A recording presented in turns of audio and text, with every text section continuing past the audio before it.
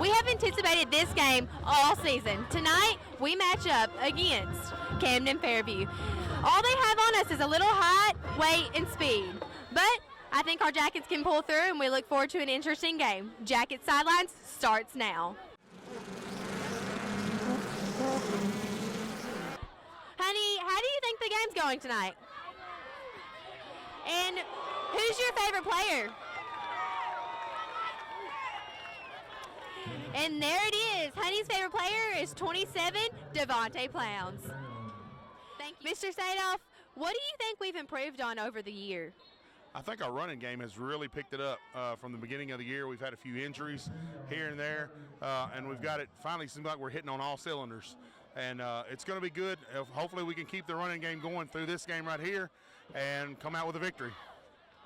With that said, what do you think our strengths are tonight against Camden? I think our line has got to be as strong and as powerful as they can be and blow Camden off the line so we can open holes for our running backs. What do you think our weaknesses are? Well, our weaknesses, we probably got to be able to stop their pass. They're going to run the ball a lot, but every once in a while, as we can see earlier, they threw a pass to number 34, and we got to be able to cover any receiver that they throw out at us. Thank you, Mr. Sadoff. Emmy, what is your job as a flag runner? Every time that they make a touchdown, we just run the flags down the strip. Mallory, can you explain that just a little bit more?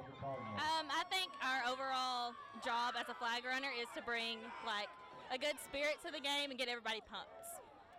And Sydney, how do you think you influence the crowd? I think that we really hype up the crowd when we're running. Thank you guys for all your pep.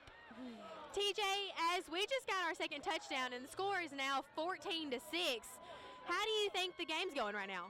I mean, I think it's going great. I mean, we let a touchdown go. I mean, that's kind of typical for us at the beginning, but, you know, as long as we kept that field goal out, you know, I think it's going to go well. I mean, I don't see, as long as we just keep get the tackling down instead of just pushing people, then I think we're going to do well.